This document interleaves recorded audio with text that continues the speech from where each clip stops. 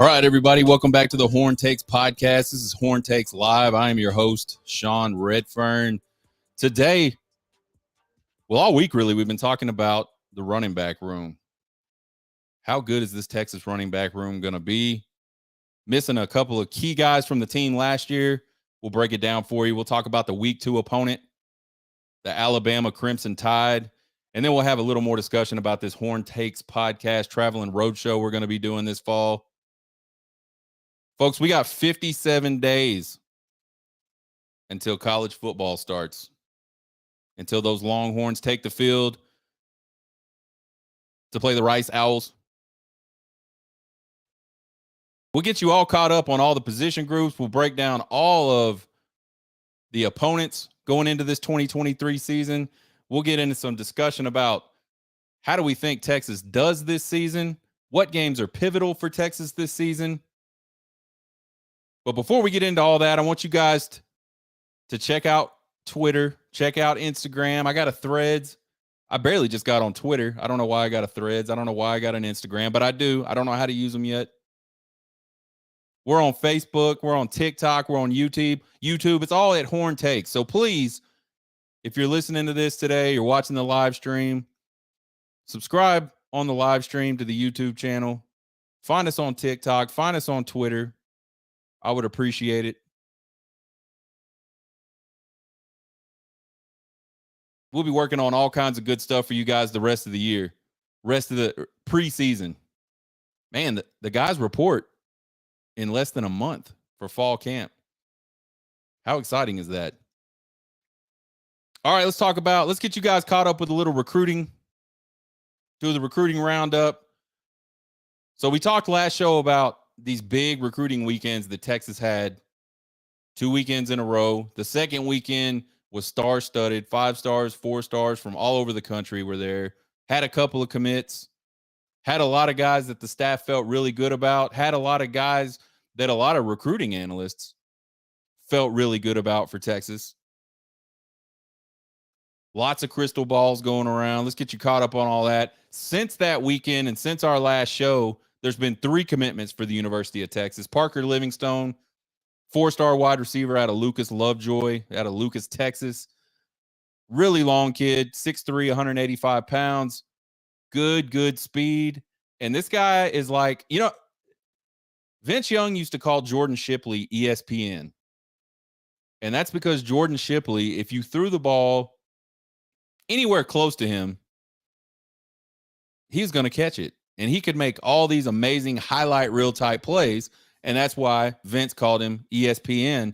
I think Parker Livingstone is another guy that's got a little bit of ESPN in him.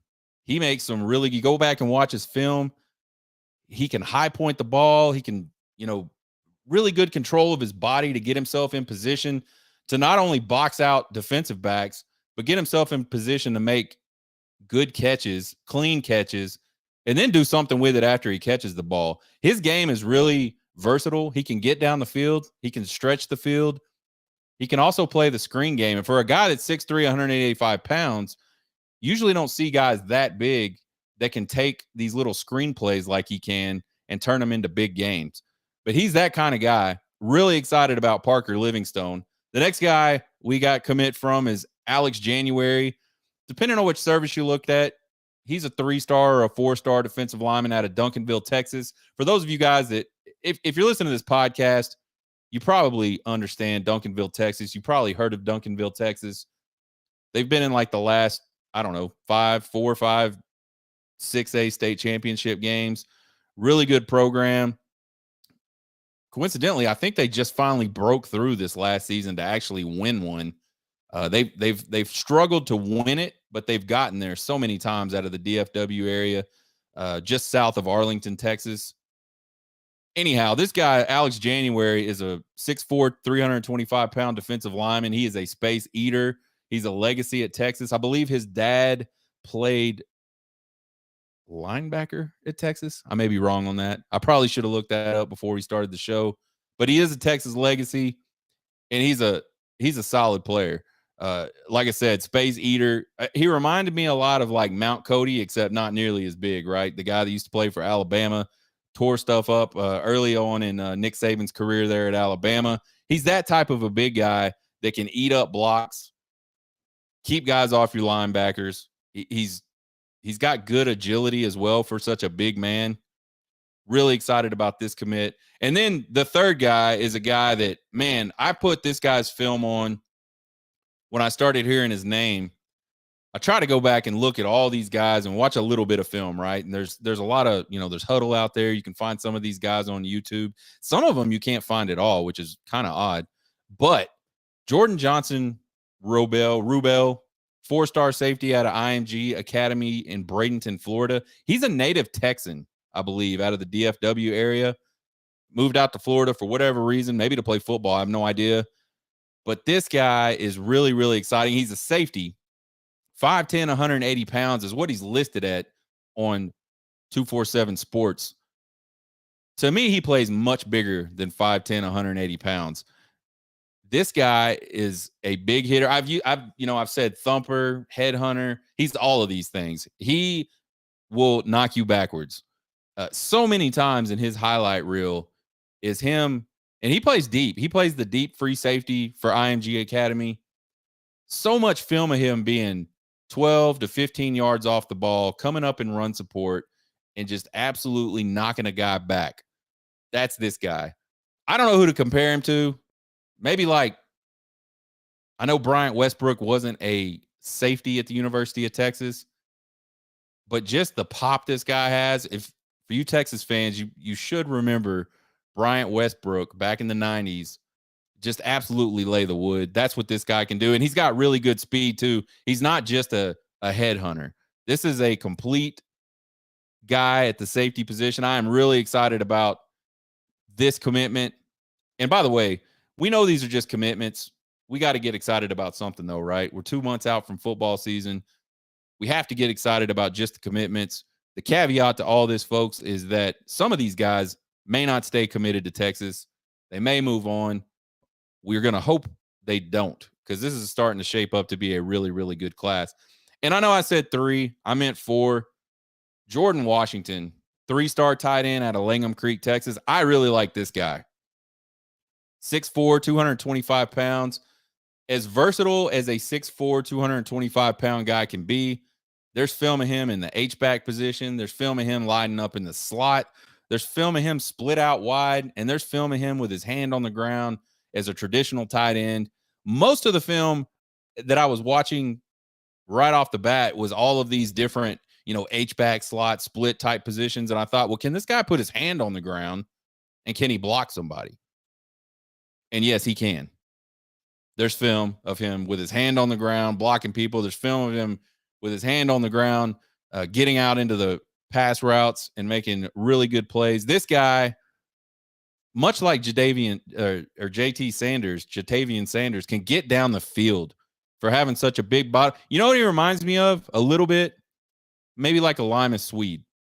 Limas Swede was a guy in high school that I want to say played tight end in high school as well. Kind of played a similar role that Jordan Washington plays, really. They moved him all over the place because he was such a good athlete. He could get out in space, make plays, had really good hands. Limas Swede played wide receiver exclusively at Texas. I wouldn't be surprised if Jordan Washington doesn't end up doing something similar. This guy, like I said, he can get down the field. He's got really good body control and really good hands. And the thing you got to love about a guy like him is he's not afraid to block. There's so many guys that are really good pass catching tight ends in high school, but they don't have the blocking game. And that's the toughest part about coming to the collegiate level for a tight end, for someone that's actually going to line up at tight end. That's got to be the hardest transition. Is I'm not blocking like little kids anymore. I'm blocking some big old dudes that are trained and they're physically fit to keep me from blocking them. you're not going to see that a lot as a tight end in high school, but you certainly see it at the collegiate level. He can block. I really like the way he uses his lower body to block. He's good. This guy is going to be a really good player. Really excited about Jordan Washington. So those are the 4 latest commits for Texas. And now let's talk a little bit about who's Texas in really good shape for. So again, huge recruiting visit, huge recruiting weekend for Texas. Lots of guys in. Let's go down this list of guys that right now today, these are guys that Texas either has crystal balls in, like recruiting analysts are saying, yes, we think this guy is going to Texas, or they're guys that the staff feels really, really good about, guys that have maybe made comments out in, in interviews and things like that, that would lead you to believe that at least Texas is in the running, right? Good shape to us means we're still in the conversation, right? So Wardell Mack is a 4-star cornerback out of Marrero, Louisiana. I hope I pronounced that right. He's a guy with a crystal ball. Brandon Baker, this is probably from an offensive line perspective, this is like the last big target for Texas, I think. 5-star out of Mater D in California. When Calhoun committed to Georgia, he was kind of another guy, an elite offensive tackle that Texas was recruiting. And I think even though Calhoun had a really good weekend at Texas 2 weekends ago, I think Texas came out of it feeling better. I feel like the Texas staff thought we're close. We're in it, right? We're in the final 2, final 3, something like that. And I really do feel like that's where Texas landed. But Georgia was just too much for Calhoun. He's going to Georgia. So Brandon Baker is an important piece to this recruiting class. He's an elite 5-star offensive tackle. For him, it's Oregon, Texas. There's one other school sort of on the West Coast, and I can't remember who it is. But I think Texas is in really good shape with Brandon Baker. They've got to be excited about that. Jaden Jackson, 4-star defensive lineman from IMG Academy. There's a lot of guys from IMG Academy on the radar for Texas. I love Jaden Jackson. I talked about him last week on the show. This dude is an absolute wrecking ball at the 2 technique, 3 technique, maybe even nose guard type position. Really quick first step and just absolutely physically dominating. This guy, he is like a bull in a china cabinet. I think that's the best. I mean, if Wrecking Ball doesn't do it, Bull in a China cabinet should do it. This dude, like where he's at, people are getting knocked around. Big people, large humans, strong kids are getting knocked back, pushed down, thrown to the side. That's Jaden Jackson. In some services, I think he's a 3-star. There's no freaking way this guy is a 3-star.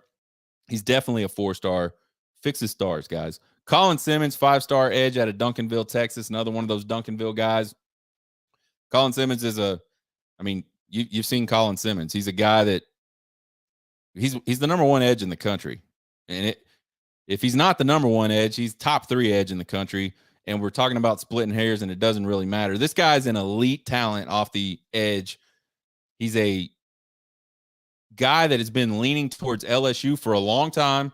Took his official visit to Texas a couple weekends ago. And since that official visit, all the talk, all the speculation has all been very positive for the University of Texas. I suppose we could get into a situation, a Ryan Perrilloux situation perhaps, where all of this talk coming out of his camp, so to speak, is very positive towards Texas. And then at the last minute, he goes with LSU. But I really feel like the Texas staff feels like they're in great shape with Colin Simmons. And there are tons of recruiting analysts, including a lot of the national guys, not just the Homer, Texas guys. Lots of national guys think Colin Simmons will be announcing at some point, and he hasn't decided when he's announcing, but at some point, Colin Simmons is going to be a Longhorn. Ryan Wingo, 5-star wide receiver out of St. Louis, another big kid, fast kid, top 5 type wide receiver in the country for sure. He's got crystal balls to Texas. He's the type of guy, much like Livingstone, real big body, but can kind of play lots of different positions and their game is not just one thing. So I'd be super excited if we landed Ryan Wingo. The last two wide receiver classes for Texas, if they can land a guy like Ryan Wingo and maybe have a chance with Micah Hudson. I know at this point Micah Hudson is a huge tech lean, it seems. Who knows what happens between now and December? If they can land some guys like that, wow. Just wow. Another guy, Kobe Black, 5-star cornerback out of Waco, Texas. Texas feels like they're in great shape with him. Recruiting analysts across the country feel like Texas is in great shape with him. Corian Gibson, 4-star cornerback out of Lancaster, Texas. Another guy that here lately, lots of recruiting analysts dropping crystal balls on. He is announcing July 22nd. What's interesting about Corian Gibson is he somehow is a really good friend of Jordan Johnson Rubel, who is committed to Texas. So they've always talked about, and there's lots of tweeting back and forth about playing together. So you got to think Corian Gibson is at least a Texas lean at this point. We'll see. July 22nd, he announces.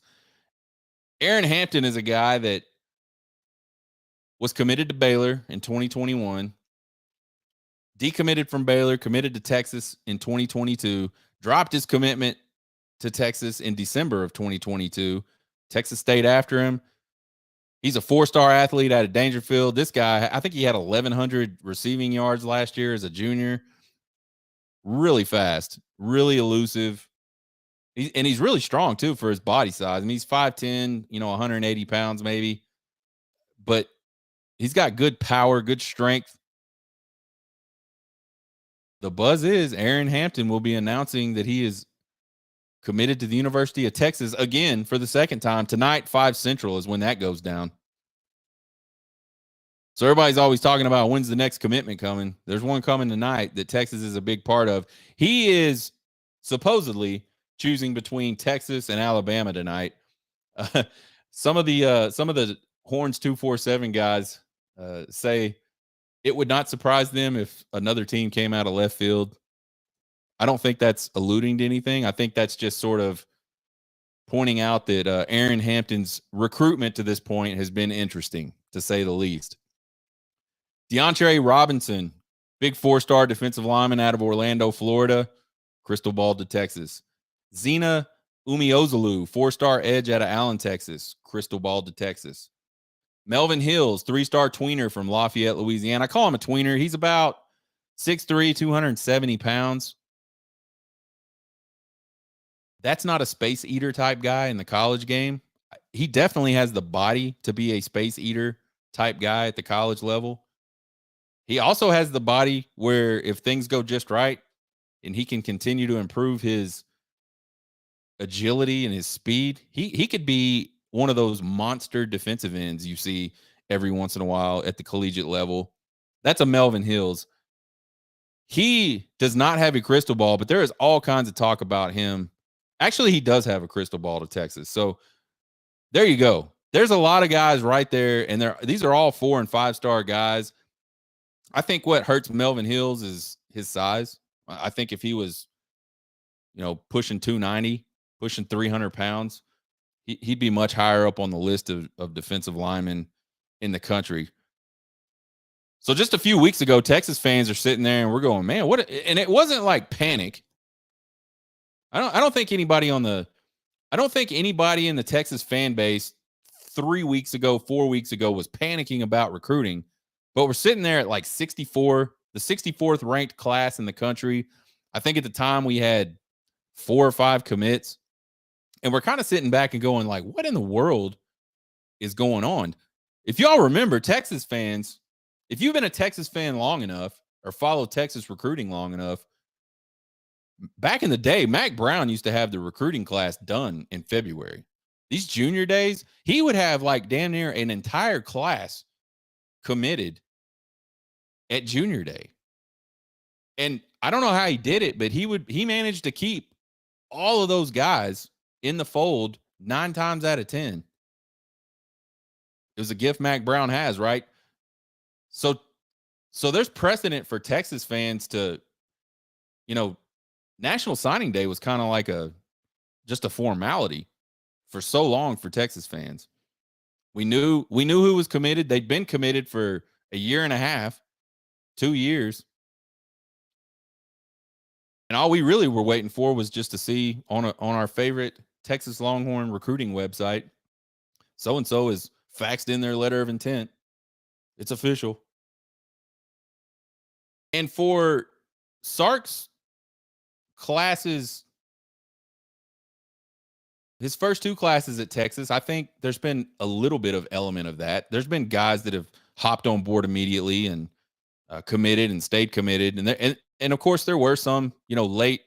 I wouldn't call them surprises necessarily, but late surprises in a good way, right? Like not like, oh shit, we didn't think we had a chance with these guys, but heck yeah, this is awesome. It's signing day or it's a week before signing day, and we still don't know who all's in the class. It's kind of exciting, right?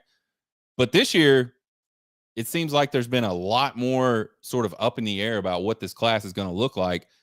And in the last few weeks, this class has really started to take form and really give us a look at what we're going to have in this 2024 recruiting class. Right now, this class is 28th according to 247 Sports. It's got 12 commits, which if you look at the schools that it's hanging out around in the rankings, there aren't any with just 12 commits. So we're talking about a lot of high 4-star and 5-star type guys that are in this class and that are left to decide to commit in this class. I think ultimately, this Texas class is going to be a 5-star, or excuse me, a top 5 class, and it's going to be a class that again really fits the needs of what the team needs. We've talked, the knock on Texas for so long. You look at the past 10, 12 years, the knock on Texas has been, you guys sign these really highly rated recruiting classes all the time, but you don't do shit with them on the field. And to some extent, I feel like that is fair. It is fair to say, yes, X, you guys signed lots of really good recruiting classes, and Y, y'all never won anything. But I think what's important to look at is look at those recruiting classes, and did they really fit needs? Did they really do a good job of putting the right talent in the right spots, getting depth at those positions? By the time we were done with the Tom Herman era, the offensive lines and defensive lines were the most neglected, I think, you could be. Like, they were the most neglected position groups that a blue blood program like the University of Texas could possibly have. Not a lot of talent there. The talent that they were signing was not staying, and there was almost no depth at all. And if you look at the last few classes for Steve Sarkisian, Kyle Flood, Bo Davis, they have hammered on offensive line and defensive line. And this class is going to be no different. We talked about the timing of this class, how interesting it's been. It'll be cool to see. Let's just say all these guys are on board and we're waiting to see when they commit. It'll be interesting to see how those dominoes fall. I think a guy like Colin Simmons, man, I think Colin Simmons pulls the trigger and says, I'm going to Texas. I think that really is a catalyst to finish out this recruiting class just for the guys that we think are coming. But I also think it puts Texas in a position that maybe with a really good season this year, they might be able to flip some guys late in the recruiting process. So it'll be interesting to see how all that plays out. I'm excited. I've been excited about Texas football. I've been excited my whole life. There was a stretch during the Chuck Strong era and the Tom Herman era where I got to the point where I didn't care. And it was probably the best for me. I think I matured a lot during that time as a football fan because I just didn't expect the team to do anything. So when the team played like shit, it didn't really affect me. I just went, oh, well, we played like shit. when the team did something really good and we beat a team like we shouldn't beat, it was very exciting. But I feel like today I don't have that sort of negative part of viewing Texas Longhorn football, which is very liberating. If I used to be a chunk shit, not like at the TV or at people, but just like frustratingly throw stuff, like let's say a beer koozie or something. Nothing, and I didn't rip TVs off the wall. I didn't like throw pieces of electronic equipment. Nothing crazy, rocks. I didn't do anything crazy like that. But I would get very upset during football games, and I don't do that anymore. So before we say that Charlie Strong and Tom Herman did nothing for Texas, I have to say that those two guys taught me how to grow up a little bit as a Texas fan. I feel like I'm much more enjoyable to be around during a Texas game. You could probably ask my wife on that. She'll let you know. Position breakdowns, the running backs. Everybody knows about the great tradition that the University of Texas has with running backs. I think if Texas had had any sort of consistency since Jamal Charles left with sort of elite running backs producing, not just being there, but actually producing, because Texas has signed a ton of elite running backs. Texas has put guys in the league at running back. But if we had a stretch, if we didn't go through a stretch of, roughly what, 10 years, 8 to 10 years where we just really didn't have any elite running backs, I think you could argue Texas is running back you, and I'm going to still call Texas running back you. I don't give a shit if you don't like it. That's what I'm going to do. But you're talking about guys like Earl Campbell, Heisman Trophy winner, Doak Walker winner, Ricky Williams, Heisman Trophy winner, Doak Walker winner, Priest Holmes. Priest Holmes is a guy that had an amazing NFL career, and he had a really good college career, but he was there with Ricky Williams. Priest Holmes was the other guy in that backfield. Then you got Cedric Benson. Rest in peace, El Ced. Cedric Benson, another Doak Walker Award winner, 4-year starter, the only Texas running back in University of Texas history with 4 straight 1,000-yard seasons. You got Jamal Charles. Jamal Charles, is Jamal Charles one of the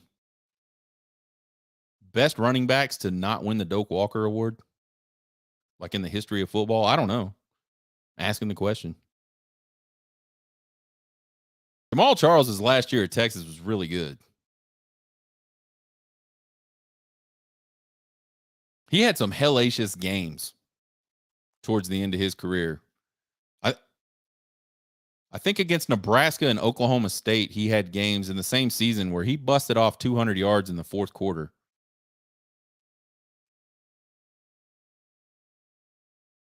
Dante Foreman, Doak Walker Award winner, NFL guy. And now Bijan Robinson, Doak Walker Award winner, first round draft pick. Roschon Johnson, don't forget Roschon. I love Roschon. Texas is the only program in college football with 5 Doak Walker Award winners. So there's a tradition at the University of Texas for having really elite running backs. We just talked about 2 of those guys. We got to be worried headed into 2023, right? We just had Bijan Robinson get drafted in the first round. Roschon Johnson, I believe, was drafted in the 4th round, maybe the 5th round. Doesn't matter. He was drafted. He's going to play in the NFL, and I think he's going to have a really good career in the NFL. So we should be worried, right? Texas fans, we should be worried about this running back room. Bijan Robinson and Roschon Johnson, between them, scored 25 of the 28 rushing touchdowns that Texas running backs scored last season. I don't know the percentage on that. I'm not a super fast percentage guy in my head, but that's a lot. Lion's share of the touchdowns, lion's share of the rushing yardage is gone. It's in the NFL now. So we should all be worried, right? I am not worried one single bit. I think this Texas running back room is absolutely stacked. Jonathan Brooks is a guy, projected starter. This is a guy that had 30 carries for 204 yards last year, which is a 6.6 yards per carry average, which is amazing. I think he's the only Big 12 running back coming back averaging over 6 yards per carry. 5 touchdowns. He had a long of 70. And oh, by the way, he had 2 catches for 37 yards and a touchdown. He's a big back. He's a fast back. He's elusive. I think Jonathan Brooks is going to have a really, really good season this year. Then you got Jaden Blue, who's a former 5-star. Jaden Blue is a guy coming out of high school that didn't play his senior year, elected not to play. I think it had something to do with the COVID deal. I'm not 1,000% sure. But I think Jaden Blue decided not to play his senior year because of the whole COVID mess. And before that, he was a 5-star. Maybe rightfully so. He got bumped down to a 4-star. He had 15 carries last year for 35 yards.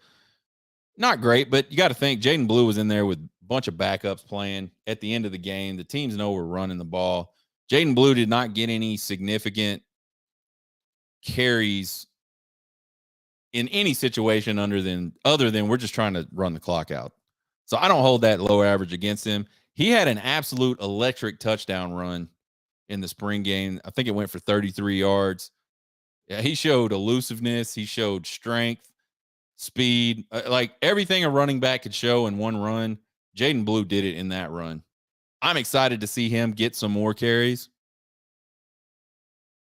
Keelan Robinson, it's a guy that been, transferred from Bama 2 years ago. He's as much of a Texas Longhorn today as he was a Bama guy. I feel more probably.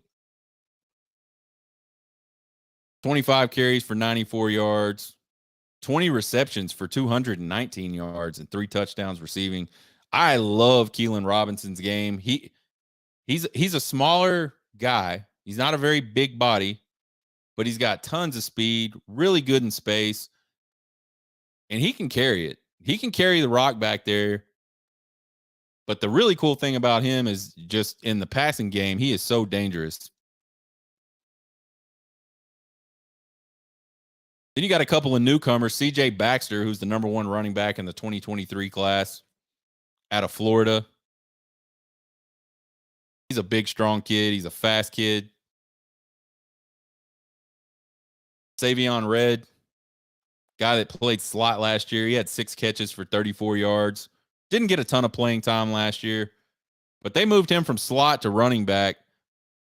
And I feel like Savion Red is like what's that, Deebo Samuel that plays for the 49ers? I'm not a huge NFL guy, so if I totally butchered somebody's name in the NFL, I apologize. I believe his name is Deebo Samuel, number 19. I believe his number's 19 for the 49ers. They line him up at running back. They line him up in the slot. Like Savion Red is a Keelan Robinson 2.0, except I think Savion Red is bigger. I think physically Savion Red is more talented than Keelan Robinson. So watch out is all I'm saying.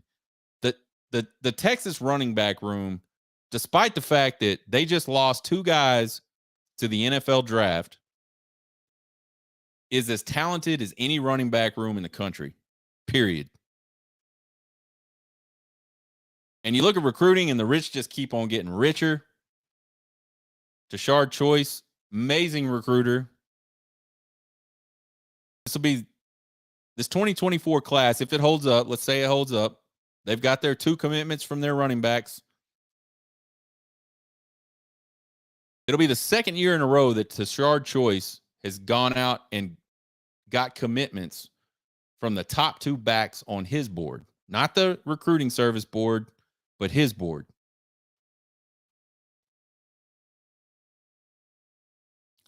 Jarrett Gibson, sort of the crown jewel of that 2024 commitment class right now for running backs, number 1 running back in the country at IMG Florida.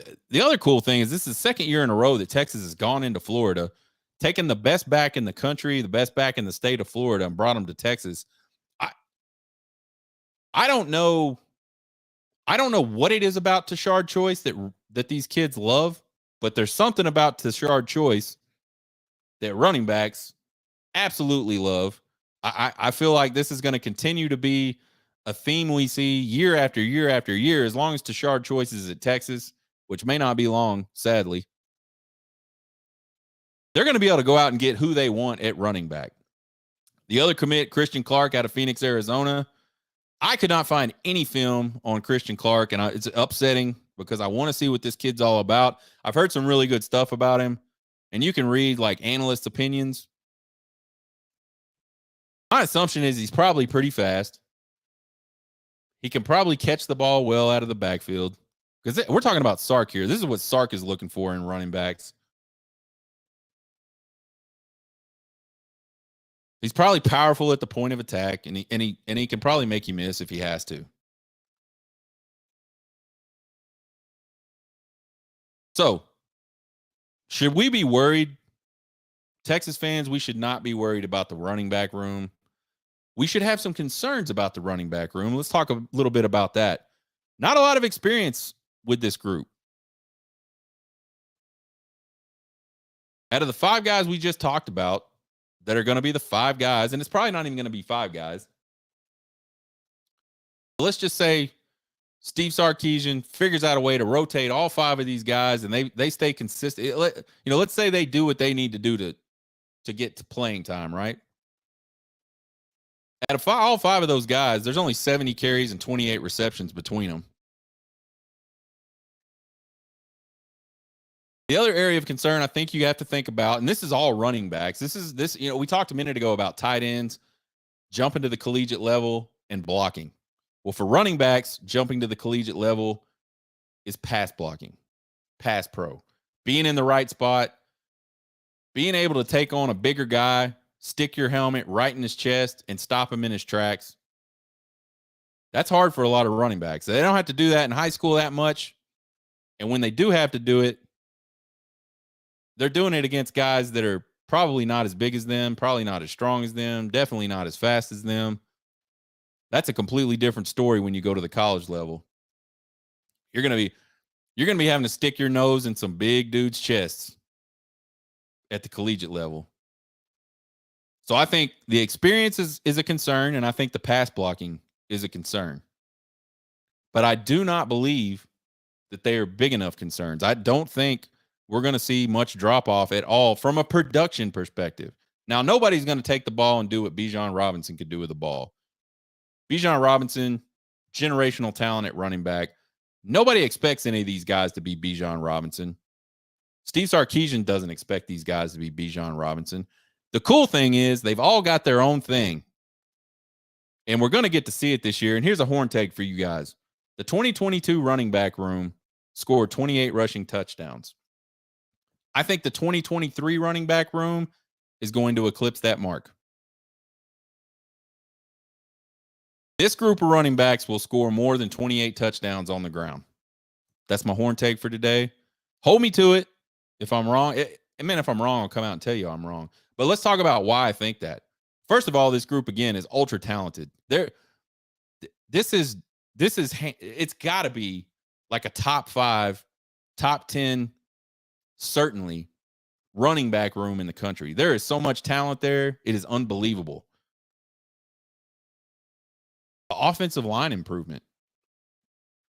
Rarely, unless you're an offensive lineman, which I am. I'm an ex-offensive lineman, guys. So I love the big dudes. I understand that if the big dudes don't go, all the little fast dudes that like to catch the ball and score the touchdowns, they don't get to go either. And no matter how good you are at running around with the ball in your hands, if you don't have 5 guys blocking for you, it's going to be real tough on you at the collegiate level. You can get away with that shit in high school. but you're not getting away with that in college. The O-line has improved so much for the University of Texas, and I can't wait to talk about this O-line in a couple of weeks. We'll do the wide receivers, we'll do the tight end. Oh, actually, we'll probably do the wide receivers and the tight ends together, and then we'll talk about this O-line group before we switch over to defense. I can't wait to talk about this group because, to me, again, ex-offensive lineman, what Steve Sarkisian and his staff have done to get offensive linemen on campus and get really good ones on campus and then develop those guys just in the short time they've had is exciting. So the offensive line from year one under Steve Sarkisian to year two under Steve Sarkisian not only had a big facelift with personnel, but was just so much better. You got to credit Kyle Flood for that. You got to credit Kyle Flood for making good choices, making good evaluations, and saying, these are the guys I want, because they're not landing all 5 stars. And they did have that one class that was pretty full of 5 stars on the offensive line, but it's not all 5-star guys. And so you got to credit him for not only bringing them in, because that's hard too, right? Getting them to come to school. Who the hell wants to go to Texas 2 years ago? Not a lot of elite type of guys were just lining up, knocking down the door to come to Texas 2 years ago. But they got some of them, and they developed some of them. You look at a guy like Kelvin Banks, freshman All-American. He's probably going to be an All-American this year, just a straight-out All-American. He's going to one day be a first-round draft pick. That's Kelvin Banks. That's development. That's bringing in some guys and developing them really quickly. So I expect this offensive line to just even be much better heading into 2023. That'll take some pressure off Quinn Ewers, take some pressure off that wide receiver group. I think Sark is going to be able to run the ball the way he wants to run the ball in 2023. And then we just talked about Quinn Ewers and the wide receiver group. The passing threat for this team is just going to be insane. It's going to be really tough to defend Texas defensively this year. Sort of another thing I'm concerned about, we start talking about the running back room, is how do you keep that many guys happy? You've got those 4 guys we've already talked about. 5 guys we've already talked about. You've got 2 more guys coming in that are elite type running backs in this 2024 class. They'll be on campus for sure next summer, but more than likely this spring. How do you keep all those guys and keep them happy? I think that's the challenge for Sark. And we talked about it on the show. We were talking about the quarterback room a little bit last week, or not a little bit. We talked about it a lot last week. We talked a little bit about how there's some coaches that can keep guys in the program. And Steve Sarkisian's one of those guys. He did it at Alabama. He's so far doing a pretty good job of it at Texas. It'll be interesting to see who breaks out from this running back group. Because like I said, with the exception of Jonathan Brooks and Keelan Robinson to a lesser extent, his role has been more in the passing game. Jonathan Brooks is really the only guy that's carried the ball a significant amount out of this group at the collegiate level and for Texas. I am super excited to see who's going to be the breakout. Who's going to, because at the beginning of the year, you got to feel like Jonathan Brooks is going to get the nod. But then there's going to be a lot of rotation going on, especially in this Rice game, especially in this Wyoming game. We'll probably see 2 or 3 guys maybe at the Alabama game. I don't know. Hell, maybe we see them all. Maybe they all show Steve Sarkisian and Tashard Choice enough that they can trust them, even in an Alabama game. So it'll be really cool to see who busts out from that group. I would not be surprised if Jaden Blue is a guy that surprises everybody, just sort of busts on the scene. I'm sure most of you know who Jaden Blue is, but nobody knows what he can do at this point.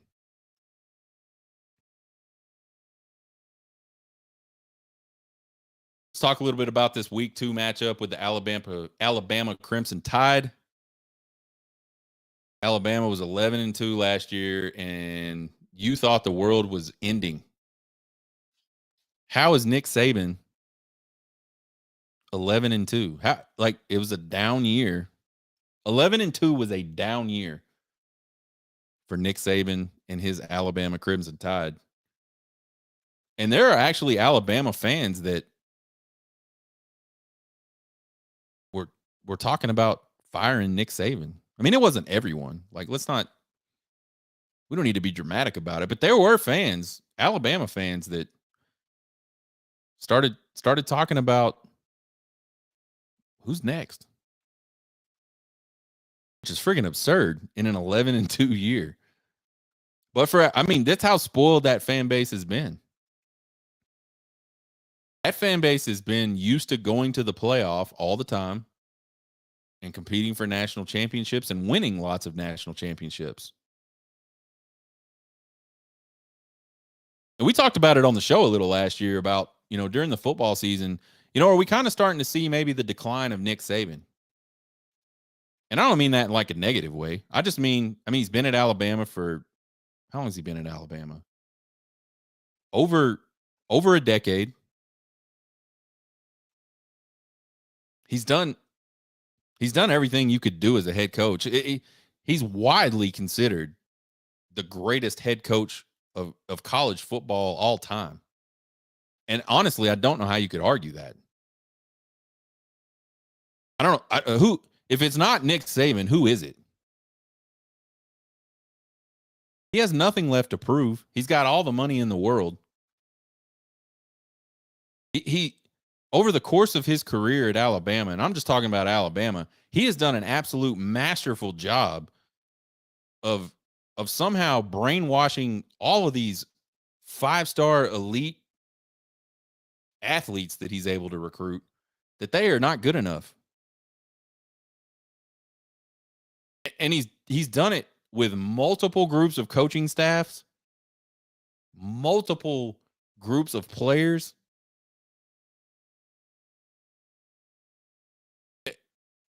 What Nick Saban has done at Alabama is absolutely amazing, and I don't think we'll ever see it again, except for when Steve Sarkisian does it here in the next 10 or 15 years. Watch out for the next 10 or 15 years. Steve Sarkisian will be called the greatest college football coach that's ever lived. I'm saying that jokingly. Don't hold me to that one. Regardless, Alabama's 11-2 last year. That included their 20-19 win over Texas in Austin, which, let's look at some circumstances of that game. First string quarterback gets injured in the, man, how cursed is Texas against Alabama from a quarterback injury perspective? Last 2 times they've played, very early in the game, our quarterback goes down. And I got to tell you, folks, I was in Austin. I was at Darrell K. Royal for that game. It was a really awesome game. Probably one of the most exciting games I've been to as a Texas fan. And as soon as Quinn Ewers got hurt, I thought we are about to get absolutely shithoused. I liked Hudson Card. Like, I think Hudson Card has a lot of good qualities, but just the way Ewers was on fire. So, to that point in that game, I just felt like, man, Alabama's about to eat Hudson Card alive, and they didn't. Man, he played he played a decent game. Regardless, we get our quarterback hurt. We missed a field goal, and then I did a TikTok video the night of that game, and I talked about this safety call. I still don't understand how that's not a safety. Does it change the outcome of the game? I don't know. I feel like Alabama probably figures out a way to get back in that one anyway, regardless of the safety. I don't know. You never can tell on things like that. But point being, 20-19 game, really close game, really probably like the best game Texas has played in over a decade.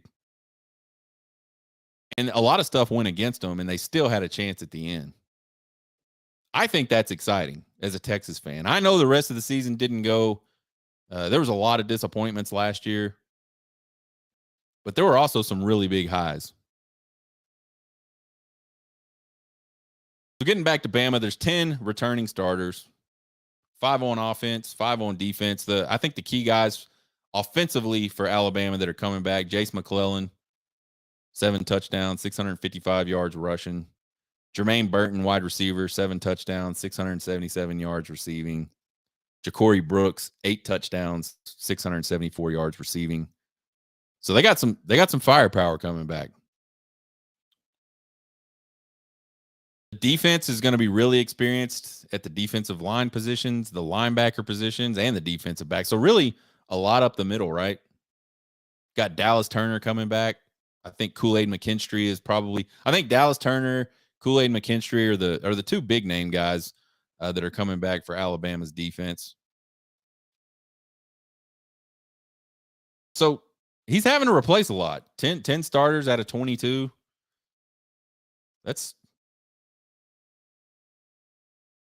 That'll be interesting. I won't say it'll be tough for Nick Saban, but that'll be interesting to see how that plays out. We know he's got talent. Still one of the best recruiters in the game. He's done it multiple times. We just talked about that. He's plugged guys in, had guys leave, brought new guys on board, and just keeps winning and keeps winning and keeps winning. Man, you got to think, though, at some point, in the back of my head, if I'm an Alabama fan, I got to be thinking at some point, that's not going to work. Like, it's just not going to happen. Like, there's going to be a season where the wheels come off for Nick Saban. And I think as much as Alabama fans want to believe that was last year, I don't think it was last year. And I'm not saying it's going to be this year either. But I'll tell you this year is looking like the most vulnerable Alabama football has looked in a very long time. Again, what does that mean in terms of what actually happens on the field? I have no idea. We're going to find out here in a few weeks, right? I think more important than who is coming back for Alabama is who is not coming back for Alabama. And obviously, the big one is Bryce Young, 2021 Heisman Trophy winner, really high NFL draft pick. Bryce Young's a guy that without Bryce Young, Alabama does not beat Texas last year in Austin. He had a couple of really big plays late in that game that sealed the deal for Alabama. Jahmyr Gibbs, almost 1,000 yards rushing, 7 touchdowns. I didn't realize this about Jahmyr Gibbs. 44 catches for 444 yards and 3 touchdowns. That's some serious production out of the backfield receiving. 3 of their offensive linemen are out, gone, that started on that team last year. And then another big one is Will Anderson, another first-round draft pick. How many first-round draft picks does Nick Saban have right now in his career? And let's just narrow it down to Alabama. I don't know the answer. It's got to be ridiculous. So the big question for Alabama is, like, who the hell plays quarterback? They brought in Tyler Buckner, transfer, whose numbers last year were just ass. Like, I mean, that's like the best way I know to say it. And then you got Jalen Milroe, who, man, I really like Jalen Milroe's athleticism. I've only seen him play. I saw him play. I think it was the Arkansas game that we saw him come in and play a little bit. He had whatever game I'm thinking of, he had a really long run for, I believe, a touchdown. If it wasn't a touchdown, it was a plus 60-yard type play, and it happened in a hurry. So he's got, I mean, he's athletic, right? I don't know how well he can spin the football, and I'm not saying he can. I just don't know. But the question remains, who's going to win the job between those two? And then who can hold on to the job?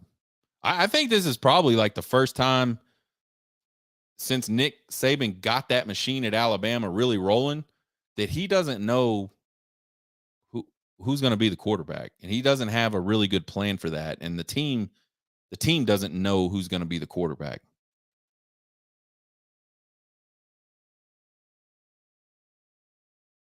And I think quarterback at the collegiate level is huge, especially when you're talking about these offenses that are really centered around quarterback play. So I think for Texas, we talked a little bit about Bama, who they're bringing back, who they're not bringing back, how this game's shaping up. I think for Texas, this is one of those next step type of games. So Steve Sarkisian came to Texas, had a really bad first season on the field, but recruited really well. Year 2, he has a pretty decent year on the field. 8-5. Huge win over Oklahoma in the Cotton Bowl at the Red River Shootout. Really close game against an Alabama team that was, even though they were 11-2 and it was the end of the world, still a really good team. Alabama was a couple of plays away from being undefeated and playing in a national championship again. Sometimes you win those, sometimes you don't, right? Last year they didn't. So to me, the next step for Texas is show you can go out and win these types of games. Show you can go out and win 10 games, 11 games, play for and win your conference championship, maybe get into the playoff, and then show up. Maybe not necessarily win your first game. Maybe you do win your first game, maybe not win a national champ, but show up and be competitive, right? On a national level. That's Texas's next step.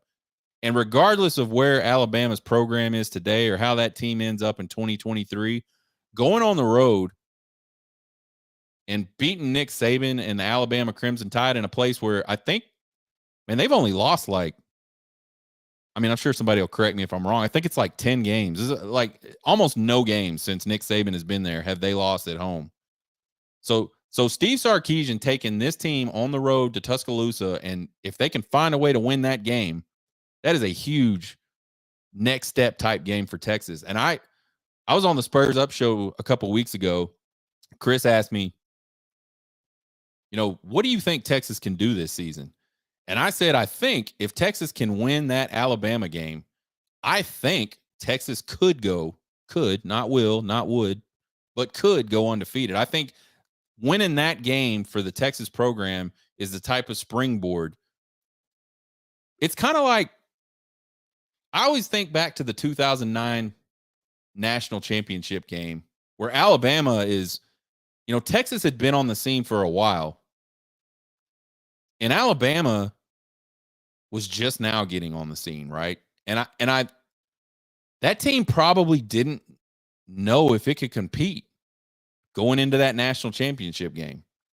You see really good teams go through this process, right? Where you're building a team, you have a good team, but you still quite don't really know how good you are or how good you can be. I think this Texas team is starting to get in that type of space. So going on the road, winning a game like that could definitely go, the light could come on for this Texas team.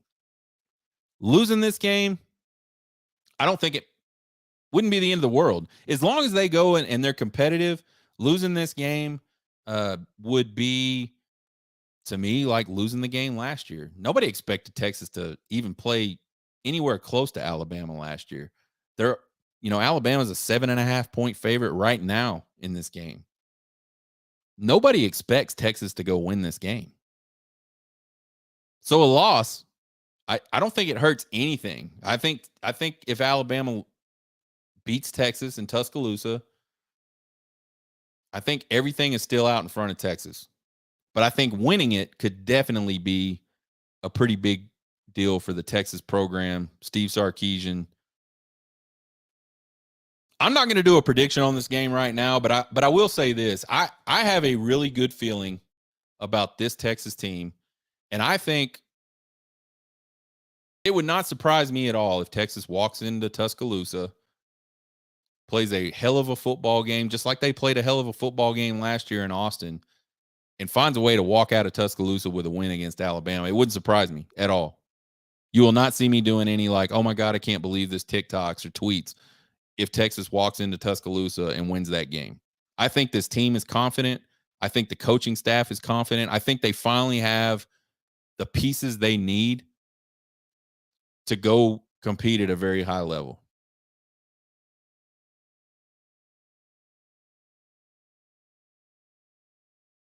So that's our Alabama sort of preview, and we'll do more the week of the game, obviously.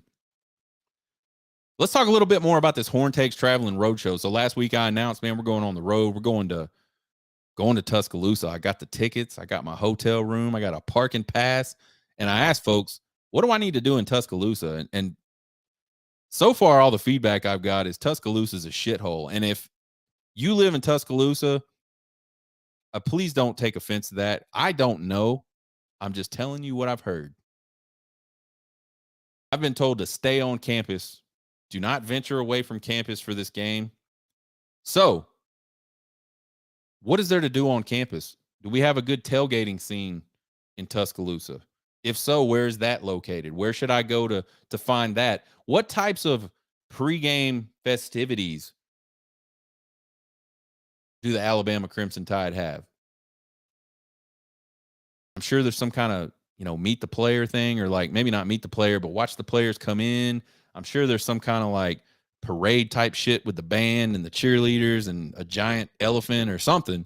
There's got to be something like that. So Alabama fans, let me know what to do if I stay on campus, because I'm bringing some equipment and I'm going to interview some folks, and I'm going to try to just report on what it's like to be at this football game in Tuscaloosa. We're going to do the same thing at the Red River Shootout, and we're going to do the same thing down in Austin for the Texas Tech game the day after Thanksgiving.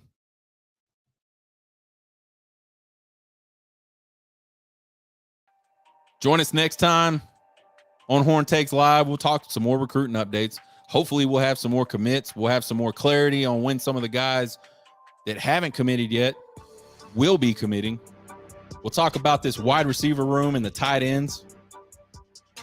We'll break down the Wyoming matchup. Subscribe to the podcast anywhere you listen to podcasts, or you can go to horntakespodcast.buzzsprout.com. It's my little Buzzsprout webpage, and all the episodes go up there. Subscribe to the YouTube channel and click the bell to get the notifications, folks. If you're watching this right now, please, please, please, if you're on my TikTok, please go to YouTube and subscribe to the channel.